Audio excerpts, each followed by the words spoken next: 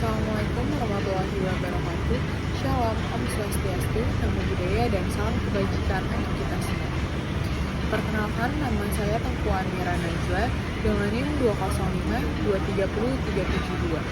Yang terhormat Bapak Dr. Heri Firmansyah, SH M.Hum, MPA, selaku dosen pengampu mata kuliah litigasi pidana kelas C.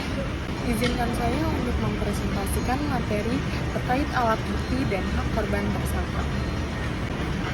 Pertama-tama saya akan menjelaskan tentang hukum acara pidana. Yang pertama, dalam bahasa Belanda, hukum acara pidana atau hukum pidana formil disebut dengan strafrechtelijk. Dalam bahasa Inggris disebut dengan criminal procedure law, dalam bahasa Perancis code d'instruction criminal, dan di Amerika Serikat disebut dengan criminal procedure laws. Menurut Van Bemmelen, ilmu hukum acara pidana berarti mempelajari peraturan-peraturan yang diciptakan oleh negara karena adanya dugaan terjadi pelanggaran undang-undang pidana. Hukum acara pidana memiliki ruang lingkup yang lebih sempit, yaitu dimulai dari mencari kebenaran, penyelidikan, penyidikan, dan berakhir pada pelaksanaan pidana atau eksekusi oleh jaksa. Hal ini menurut pendapat Andi Hamzah. Adapun tujuan hukum acara pidana adalah mencari dan menemukan kebenaran, pemberian keputusan oleh hakim, dan pelaksanaan keputusan. Kemudian hukum acara pidana sendiri mempunyai prinsip-prinsip yang mendasarinya, di antaranya yaitu prinsip legalitas, prinsip praduga tak bersalah, prinsip memeriksa bebas dan tidak memihak, prinsip kontradiktif dan persamaan peluang, prinsip cepat dan efisien, prinsip keterbukaan, prinsip keadilan material dan prosesual, dan yang terakhir adalah prinsip akuntabilitas. Kemudian saya akan menjelaskan terkait alat bukti dan hak korban tersangka. Pembuktian dalam perkara pidana adalah penelitian dan penggunaan nalar atau akal sehat terhadap semua keadaan atau keterangan untuk mendapatkan kepastian bahwa suatu tindak pidana benar terjadi dan terdakwa memang bersalah melakukan tindak pidana tersebut. Kemudian, adapun alat bukti menurut pasal 184 ayat 1 KUHP. Yang pertama ada keterangan saksi, yang kedua adalah keterangan ahli, yang ketiga ada surat, yang keempat ada petunjuk, dan yang terakhir ada keterangan terdakwa. Pengertian saksi, pasal 1 butir 26 KUHP, orang yang dapat memberi keterangan tentang suatu perkara pidana berdasarkan apa yang dilihat, dengar, dan alami. Menjadi saksi adalah kewajiban hukum, unus tesis nullus testis. Keterangan ahli, pasal 1 butir 28 KUHP, keterangan yang diberikan seorang ahli yang memiliki keahlian khusus tentang hal yang diperlukan untuk membuat terang suatu perkara pidana. Alat bukti surat, pasal 187 KUHP, surat dibuat atas sumpah jabatan, surat yang dikuatkan dengan sumpah.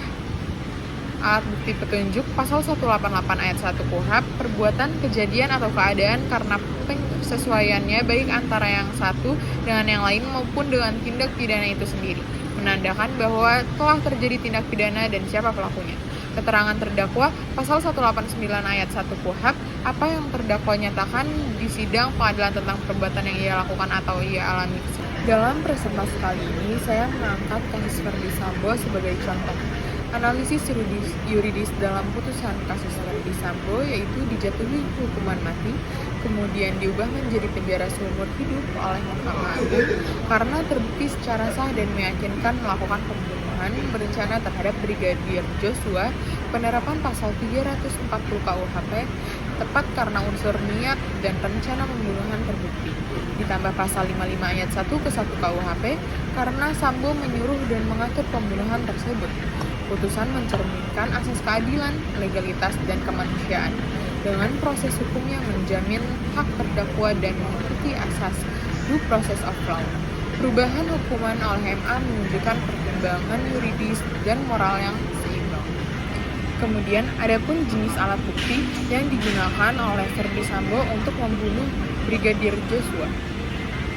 Seperti yang kita lihat pada foto pertama di slide tersebut, terdapat pistol yang digunakan oleh Verdi Sambo ketika membunuh Brigadir Joshua. Kemudian adapun CCTV yang merekam kejadian tersebut, dan alat bukti dalam kasus Verdi Sambo ini meliputi keterangan saksi dan terdakwa. hasil visum dan autopsi, rekaman CCTV, senjata api, serta barang bukti seperti pakaian dan darah korban. Selain itu, digunakan juga keterangan ahli forensik dan digital, petunjuk dari rekonstruksi kejadian, serta bukti digital berupa percakapan antar pelaku.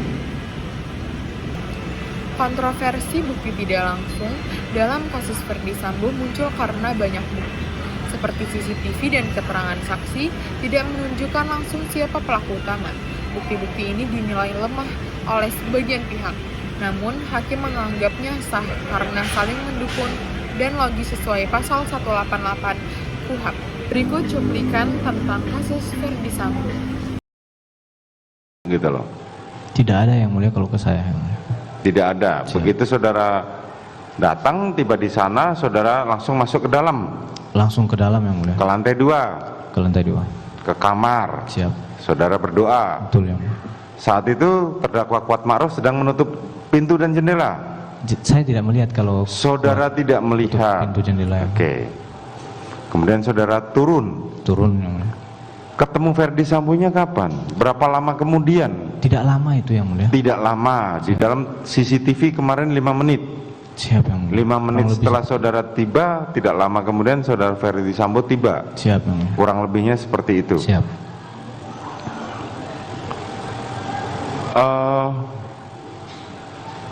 Kemudian saudara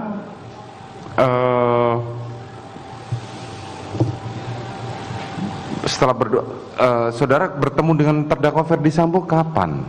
Jadi pada saat itu yang mulia, saya masih sementara berdoa yang mulia, saya sudah dengar ada suara di bawah yang mulia. Oke. Dari lantai 1, habis berdoa saya langsung turun yang mulia. Turun, pas turun tangga sampai di ujung tangga ada Pak Sambo di ujung tangga yang mulia. Oke, terus? Langsung dia nanya ke saya, sudah isi senjatamu? Isi itu maksudnya kokang yang mulia. Saya bilang, saya belum Bapak. Kau isi dulu. Saya keluarkan senjata saya kokang yang mulia, baru saya masukin lagi di pinggang. Itu pada saat itu saya sudah melihat Pak Sambo udah pakai sarung tangan yang mulia. Sudah pakai sarung tangan hitam. Siap. Oke, kemudian? Nggak lama kemudian yang mulia, langsung masuk almarhum yang mulia. Almarhum, sebentar. Sarung tangan itu hanya satu sisi saja ya, sebelah kanan. Sebelah kanan. Oke. Kemudian? Langsung masuk almarhum yang mulia. Almarhum masuk dari samping. Masuk dari samping. Dari samping dari. Berarti melewati saudara dong? Tidak yang mulia. Oh tidak. Siap yang mulia. Karena dengan kemarin ketika kami ke sana, berarti dia memutar meja tamu ketika saudara. Dia ditarik yang mulia. Apa? Ditarik yang mulia sama Pak Sambo. Oh ditarik. Siap, ditarik untuk suruh maju ke depan. Betul yang mulia. Oke, pada saat itu langsung tanpa ada pembicaraan apa gitu? Langsung yang mulia. Langsung. Siap yang mulia. Kemarin kami masih menemukan apa yang digambarkan di dalam BAP ini, jadi masih ada bekas-bekas silang di mana korban jatuh, di mana itu. Jarak saudara menembak itu tidak terlalu jauh, dekat 2 meter kurang lebih. Siap, betul ya. Saya menghitung kemarin. Siap. Saat itu begitu saudara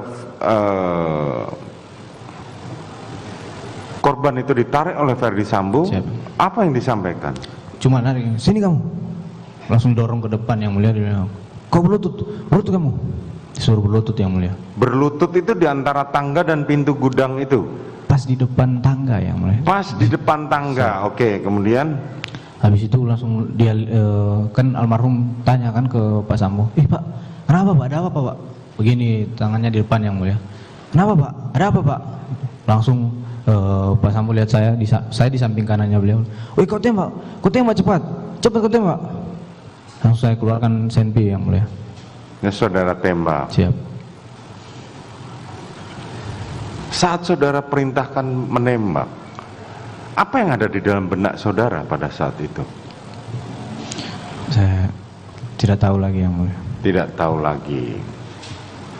Saudara di kepolisian adalah dengan pangkat barada. Siap, barada. Di dalam pelatihan-pelatihan saudara, saudara hanya mendapatkan pelatihan bagaimana menjalankan perintah. Siap, yang mulia. Betul? Betul yang mulia.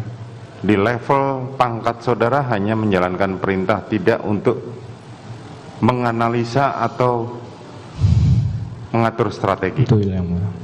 Itu yang diajarkan Siap. di dalam pelatihan. Saudara pelatihan di Watu Kosek ya? Watu Kosek yang mulia. Oke. Kemudian saudara menembak. Nembak yang mulia. Berapa masih ingat? 3 sampai 4 kali yang mulia. 3 sampai 4 kali. 3 sampai 4 kali. Kemudian setelah korban tumbang, apa yang terjadi? Jadi habis saya tembak tuh yang mulia, langsung jatuh. Saya dengar ada suaranya almarhum, memang pas bisa tembak itu dia jatuh, ada suaranya yang mulia. Habis itu langsung Pak Sambo maju yang mulia di samping saya. Pak Sambo kan sebelah kiri saya. Langsung maju ke depan yang mulia.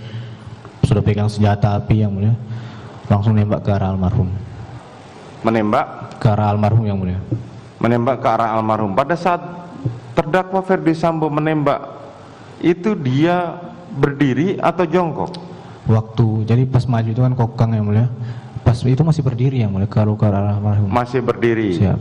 Kemudian dia menembak berapa kali masih ingat?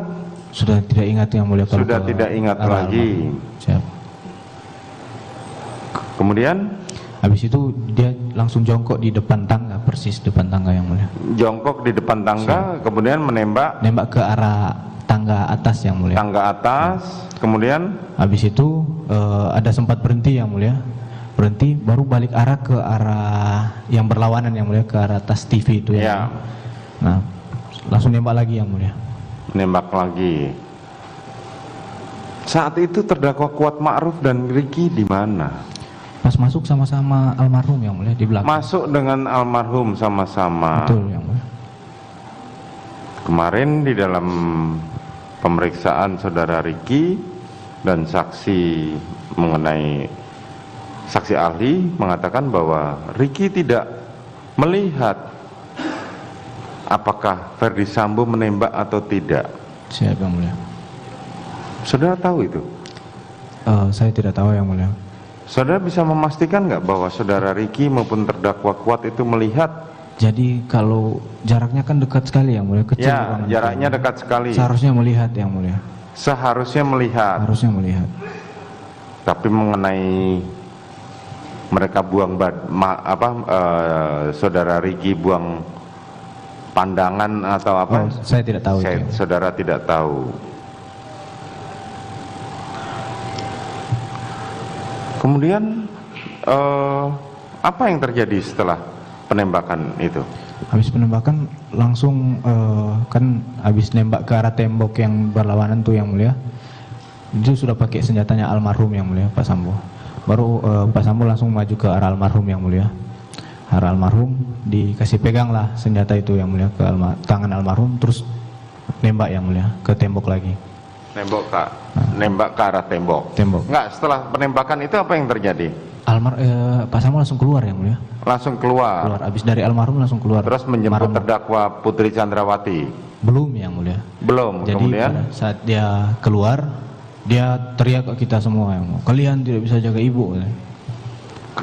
Kalian tidak bisa jaga ibu. Pada saat itu ada 3 orang di dalam. 3 orang. Hanya 3 orang. Siap. Saudara Riki dengan Kuat Ma'ruf. Siap. Adan Romer kapan masuk? Nanti setelah Pak Sambo keluar yang mulia. Oh, nanti setelah saudara Sambo keluar baru Adan Romer masuk. Siap. Jadi pas dia lewat saya, dia bilang kan, kalian tidak bisa jaga ibu. Baru pas sudah ke arah mereka, Bang Riki sama Kuat, Pak Sambo sempat bilang, kau cek itu HP-nya. Baru langsung keluar dia yang mulia. Nah, setelah itu saya langsung karena kan saya melihat langsung posisi korban yang mulia. Karena memang sangat dekat dengan saya yang mulia, saya langsung bergeser ke kanan yang mulia pada saat itu. Gak lama langsung Bang Romer masuk. Bang Romer masuk, saya cuma dengar ada sempat ngobrol atau apa, nanya-nanya ke Bang Riki. Habis itu tiba-tiba saya masih ini yang mulia, masih tidak fokus pada saat itu. Langsung saya dipegang tangan saya sama Bang Romer. Kok kenapa Jat? Kenapa? Ada kejadian apa? Tanya begitu yang mulia. Sekian penjelasan dari saya. Kurang lebihnya mohon maaf. Terima kasih sudah menonton video ini. Wassalamualaikum warahmatullahi wabarakatuh.